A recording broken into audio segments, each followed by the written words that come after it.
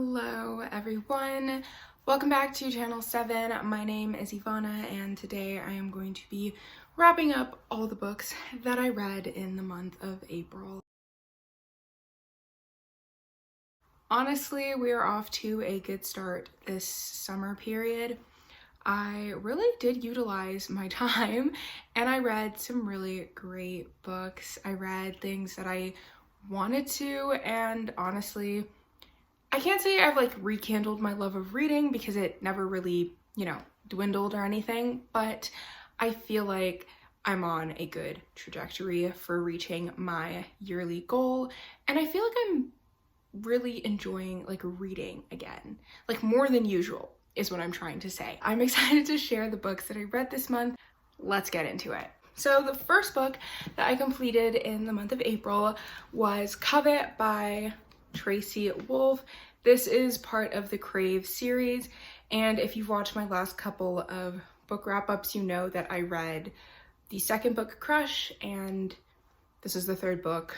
So I don't want to talk too much about the plot because, like I've said in previous kind of recollections of the series, I can't really talk about what happens in this book without spoiling the first and the second book. However, I am going to share just some thoughts in general. First of all, I felt like in this book we were going back and forth between love interests, and I was getting very fed up with Grace, who's the main character's indecision.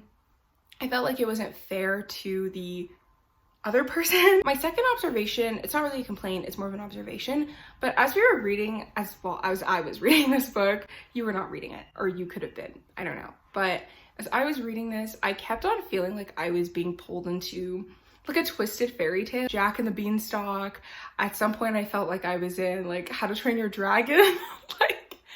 I know that's not a fairy tale, but I just felt like I was being pulled into all these different stories and narratives, and it was very interesting. I didn't dislike it. It just felt very uncharacteristic to the first book, which I would say was giving very much Twilight, but hyper vibes, hyper Twilight vibes.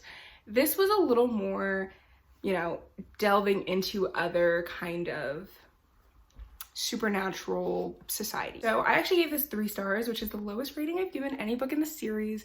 I didn't dislike it. In fact, I annotated it quite a bit, but I just didn't love it.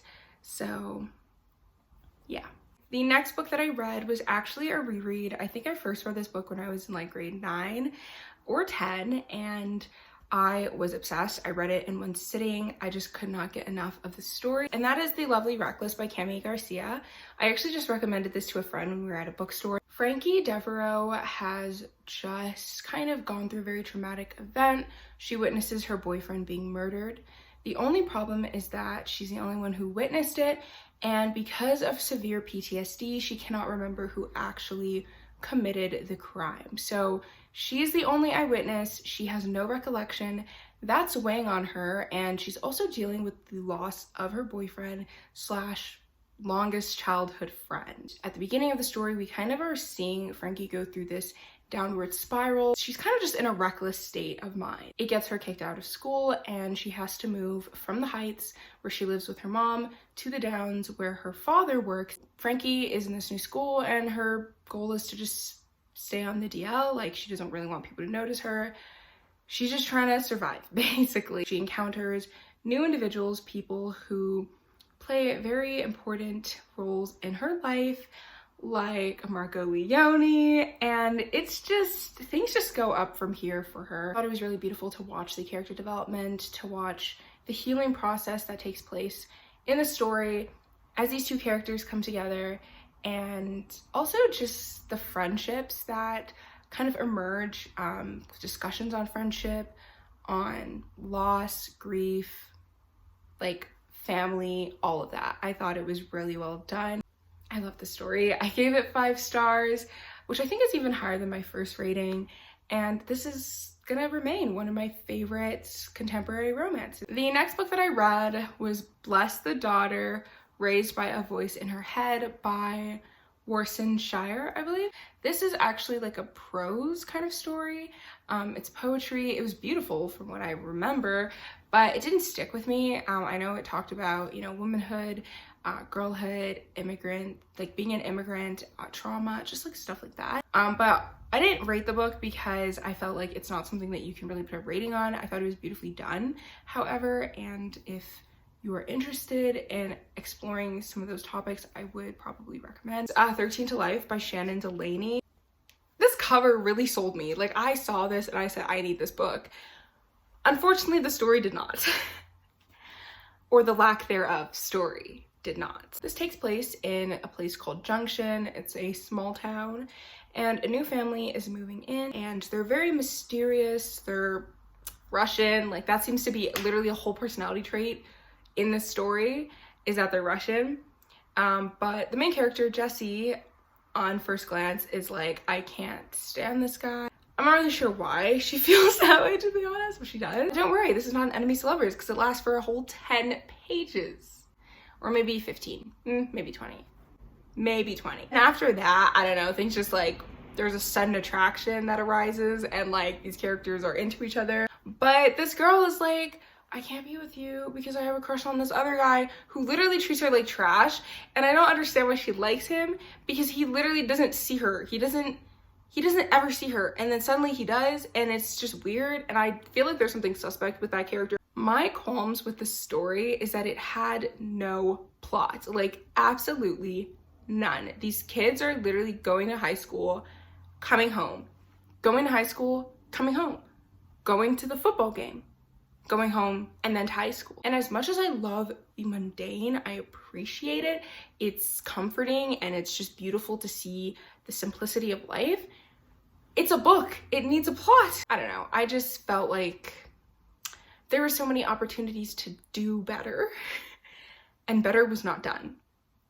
So I gave it a pretty decent rating, considering I gave it 3 stars, which to me is like often like that's a recommendable. Like, I would recommend this book based off of a 3-star rating.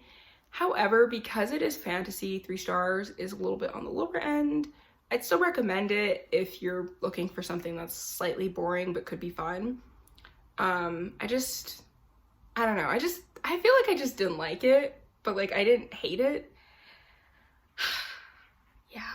If I like somebody, I like their book taste, and they say something's their favorite, I have to read it. And that is Dance of Thieves by Margaret E. Pearson. Now, I absolutely love fantasy that takes place in like a court setting. So kingdoms, palaces, like royal hierarchies.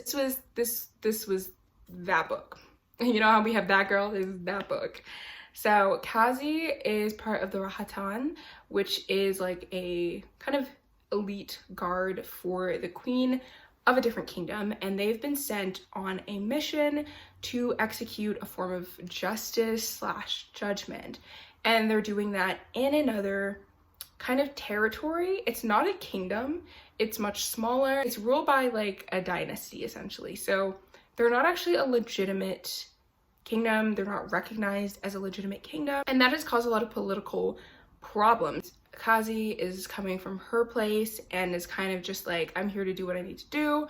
But obviously life has different plans because, well, their paths, Jace Ballinger, who is the new patri, I don't know, of Hell's Mouth, tourists watch that area, and their paths cross.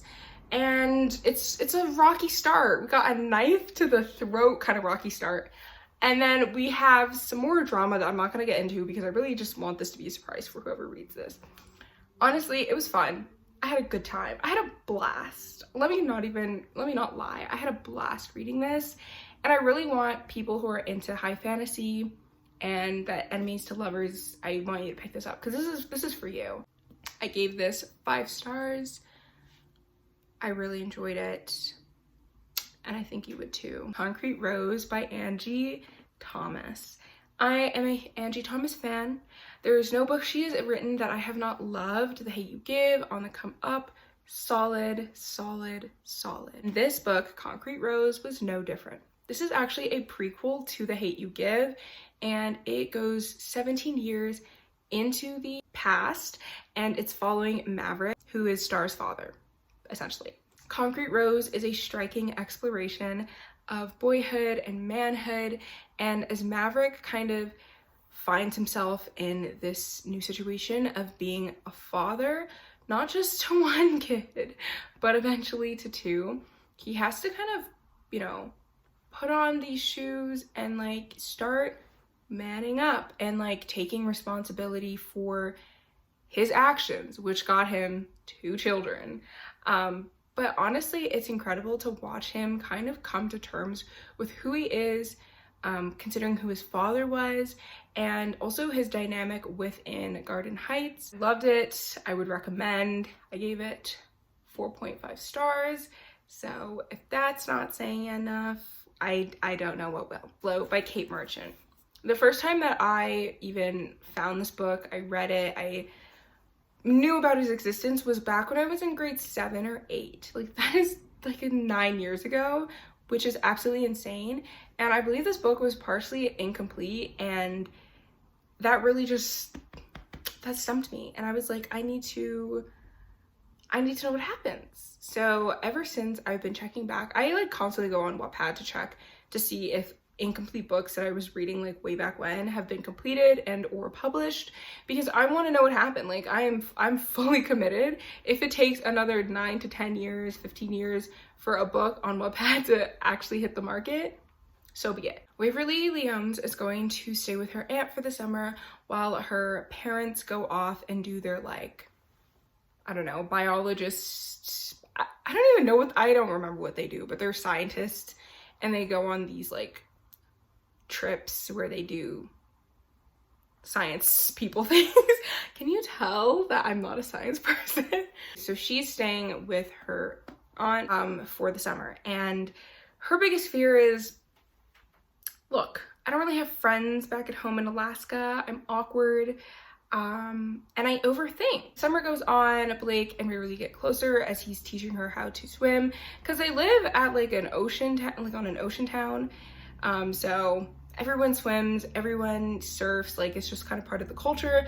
And this girl is out here risking her life because she doesn't want her friends to know she can't swim. And thus begins this kind of will they, won't they, but not like an insufferable will they, won't they, more of like a subtle, I'm waiting for it to happen. For a contemporary romance, it hits all my criteria. And for that, this Wattpad book is getting 5 stars for me. J'aime sentir la musique. Je peux sentir le jazz, ça me fait quelque chose.